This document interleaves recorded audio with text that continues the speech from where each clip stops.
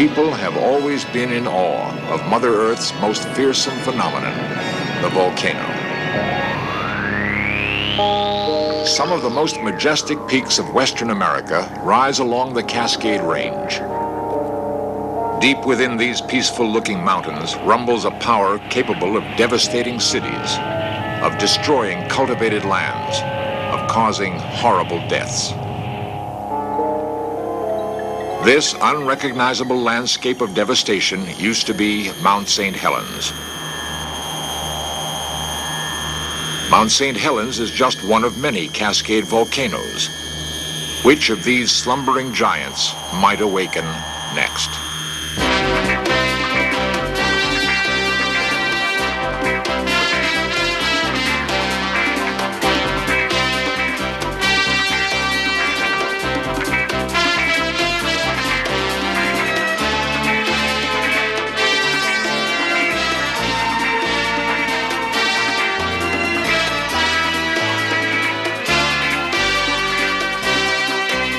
This series presents information based in part on theory and conjecture. The producer's purpose is to suggest some possible explanations, but not necessarily the only ones, to the mysteries we will examine.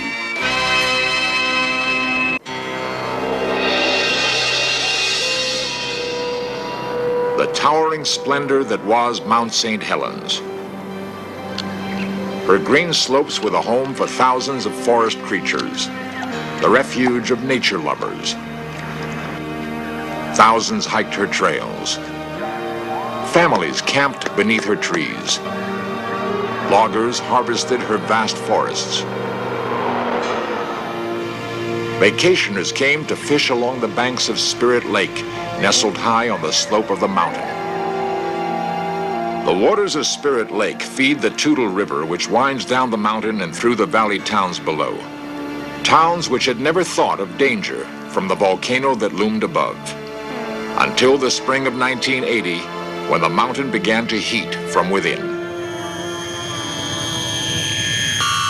Her shroud of ice and snow began to melt. She began to shudder and swell, angrily belching forth steam and rock. Then, on May 18th,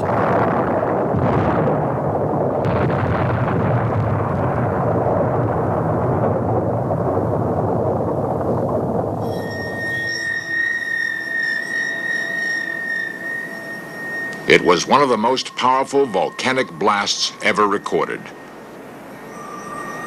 Over 200 square miles were destroyed.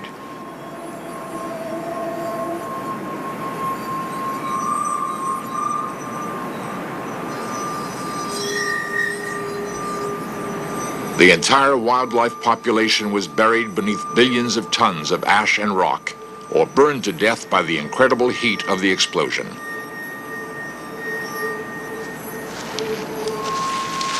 Acidic ash rained from the sky, smothering the few trees left standing. The icy blue water of Spirit Lake turned to boiling gray mud. It surged over its banks, combining with the enormous volume of glacial melt. This wall of water and mud raced through the bed of the Toutle River, inundating the countryside below. Devastating farms, homes, and lifestyles. Mrs. Adrian Johnson was with her family on the Toutle River the night the muds came. When the mud started to come, which was in the evening around 7:30, it was incredible. You just couldn't believe that it would take everything. It's like my husband said, you know, it will never get that high. We stood on my girlfriend's deck and we watched, and it was like taffy. It would, you know, it would just come like waves. It was terrible. You could hear these horrid sounds. You could say, there goes the neighbor's house.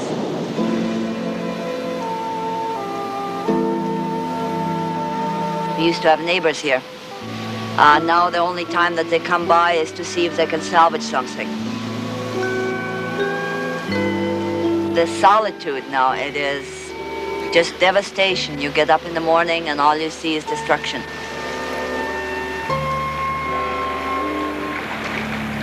The shipping channel of the Cowlitz River now runs just 6 inches deep in places, clogged with 1.5 million acre-feet of mud and debris. Nearly 500,000 fish died from suffocation and heat. Hundreds of human lives might also have been lost were it not for the planning of people like Cowlitz County Sheriff Les Nelson. We started our action, of course, with this volcano. Most people relate to it as being of May the 18th. March is when this department had to start thinking about getting into action, and because of the threat and the information that we received, of course, we were concerned about our people. An evacuation plan was developed. Warning brochures were distributed. The county went into action. Involved in these activities was Under Sheriff William Stewart. Prior to the eruption on May the 18th, we had set up several roadblocks into the dangerous areas around the mountain, warning people who came to those roadblocks that it was dangerous. Yet they still went in, and we feel that a lot of the ones that are still missing are there because of ignoring our warnings. Yes, people did die at Mount St. Helens. Many are still missing. Luckily, though, there are no towns dotting her hillside or lying at her base, like those at Mount Rainier, Mount Hood, or Mount Shasta. How many lives might be lost when those mountains erupt? When Mount St. Helens last erupted in 1857, her activity continued for 25 years. This time, how long will her rumbling go on? We're still on an alert where we're not comfortable. My personal feeling, and that's all that I'm expressing here, however, based on some conversations with the geologists, is that I think the mountain's going to blow again. Maybe not in the magnitude, but I don't think that thing's ready to go back to sleep. At Centers for Volcanic Study, like the University of Oregon, much knowledge has been gained. Molten material is tested. Rocks are analyzed. Temperatures and measurements are taken. But a real understanding of the volcano still eludes the scientists. Noted volcanologist Dr. Alex McBurney of the University of Oregon. Basically, a volcano is any vent through the Earth's crust by which molten material is able to rise to the surface and flow out. There are many different types of volcanic activity, all closely linked, which correspond to distinct types of volcanoes. Shield volcanoes are built up from very fluid magma, which escapes from a tubular vent and pours out in all directions. The shield volcanoes of Hawaii often produce flows of lava which cover everything in their path. Stratovolcanoes include all volcanic cones formed by alternating lava flows and accumulations of fragmentary material, such as Black Butte in Northern California. The type of eruption that occurred on Mount St. Helens is the most deadly. It is known as a Palean explosion. The activity that started in March at Mount St. Helens was not altogether unusual for that type of volcano. The same is true of Mount Rainier, for example. It's had a number of large eruptions of this kind in the past. You can't predict with any precision whether another eruption like this might happen elsewhere in the Cascades. One of the things that we did learn in this eruption is that it's very dangerous to make any kind of predictions or even generalities on what a volcano might do. You can say that something is not very likely to happen, and then sure enough, that's exactly what does happen, and then everybody ends up calling you a fool. We find ourselves asking, would there be enough warning time to save homes and lives when other Cascade volcanoes like the sleeping giant Mount Shasta begin to awaken from their deceptive slumber?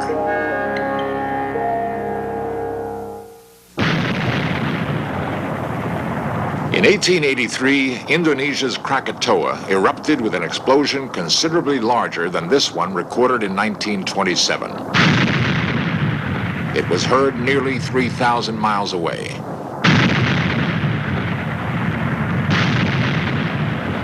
One of the most devastating volcanoes of all time, Krakatoa claimed the lives of more than 96,000 people. The volcano produced such large quantities of material that parts of the Indian Ocean became impassable.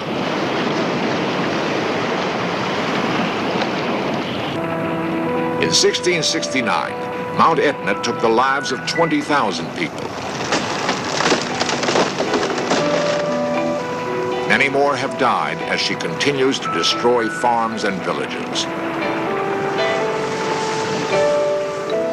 In 1902, the city of St. Pierre was totally destroyed by neighboring Mount Pelée.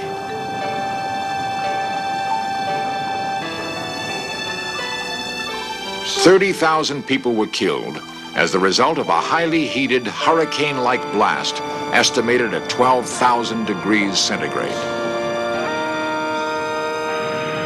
An eruption of Mount Vesuvius destroyed the city of Pompeii, striking with such suddenness it mummified her inhabitants.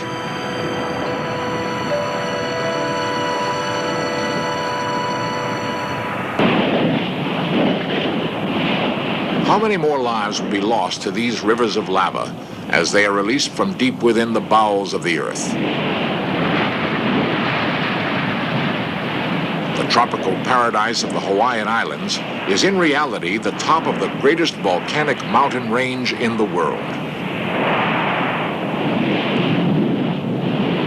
Tourists come to these islands to peer into the very heart of the volcano, taunting its deadly force. The people of these islands have learned to coexist with this continual reminder of Mother Nature's power.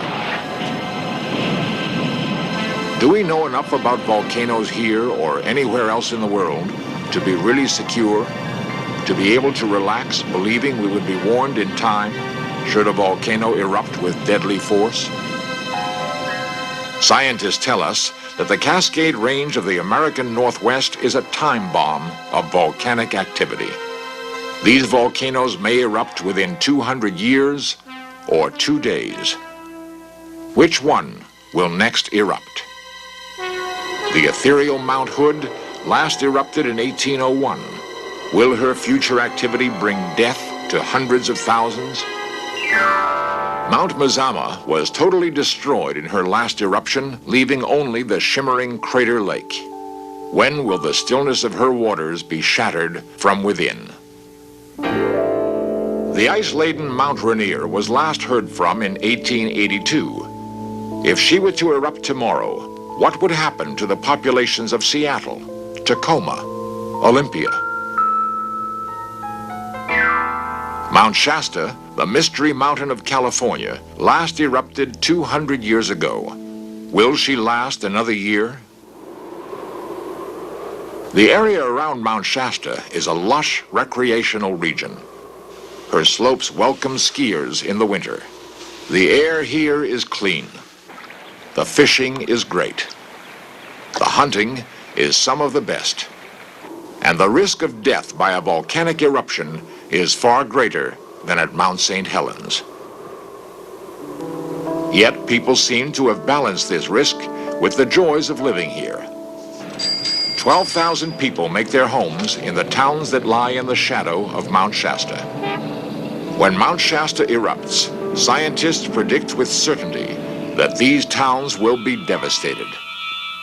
The towns of Weed, Mount Shasta, McLeod, and Dunsmuir. The inhabitants of these towns have come to accept their situation and have developed emergency plans. What if Mount Shasta were the next to erupt?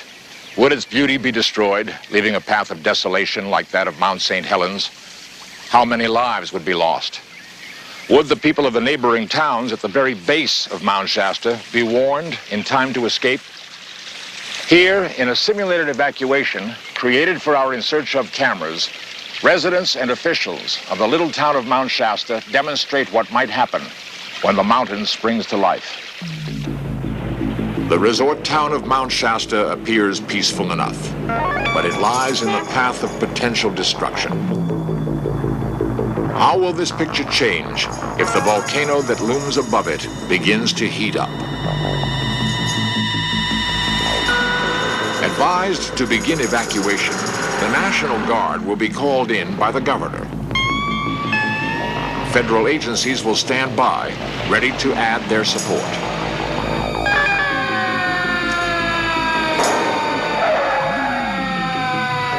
Local officials will put their well-rehearsed evacuation plans to work. Nita, GSA said the mountain's going to go. Give this to the highway patrol. Attention, all Okay, I'm on my way. Attention, all units. Stand by for emergency broadcast. All units begin evacuation procedures. Evacuate. Evacuate. Evacuate this area immediately. Citizens realize that these plans are what stand between their personal safety and certain disaster.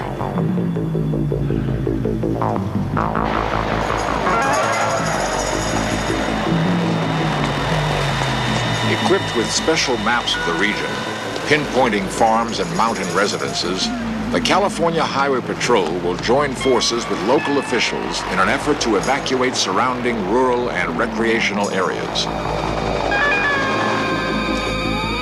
Officials here are equipped to move swiftly into these locations. These vast regions are often filled with campers and hikers, people they fear may be unable to hear the warnings. This is a hazardous area. Must evacuate. Evacuate. Evacuate. Immediately. Evacuate. This area is closed. We've got 2 more.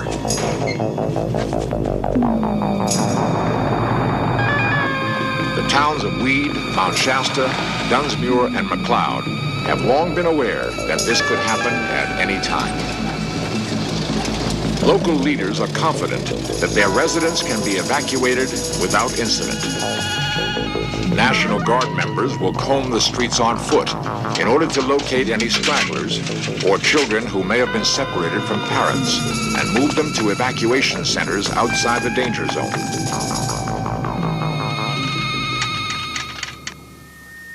If all goes as planned, the warnings will be heeded. The streets will be deserted within hours. An eerie stillness will hang over the empty town as it waits for the inevitable.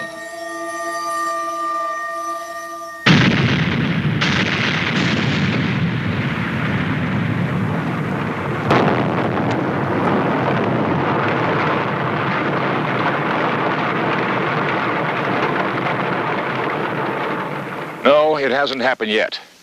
Mount Shasta still stands. The eruption you just saw was created by our In Search Of team through the use of a model. Still, some scientists believe that Shasta may be the next of these slumbering giants to awaken. How can we predict when it will happen? The seismograph gives scientists an indication of volcanic activity, but it has not proven to be an accurate tool of prediction. Volcanologists are developing the magnetometer. They feel this instrument's predictive accuracy can be proven. However, will magnetometers be distributed throughout the Cascade Range in time?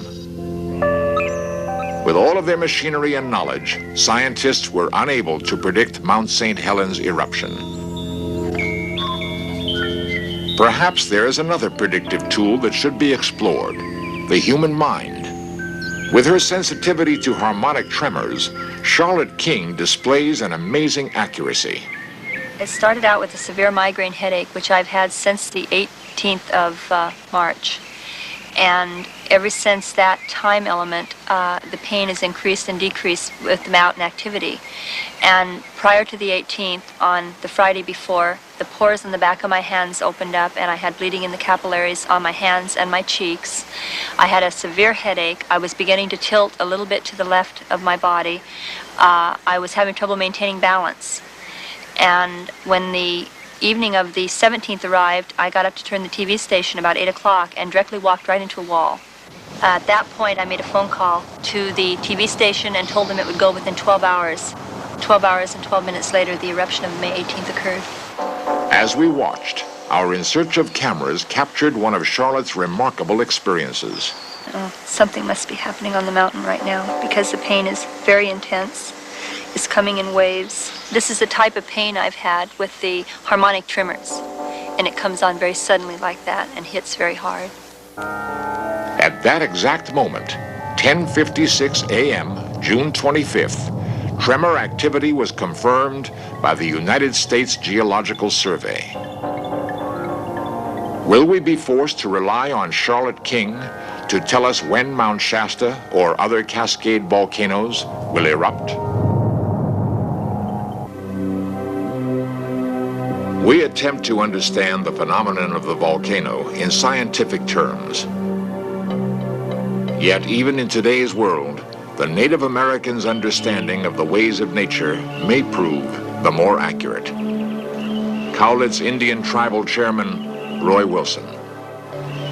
Today, as we hear the rumbling of Mount St. Helens, we hear the spirit of the mountain speaking to us of Mother Earth's concern for the life that she sustains. The spirits of our own departed who were buried on the mountain are coming back in spirit retribution against the white men who desecrated our graves, who denuded the mountain with clear-cutting the forests, damming up the rivers, and covering the sacred places. We hear the spirit of the mountain speaking out that unless we change our ways, there will be greater destruction.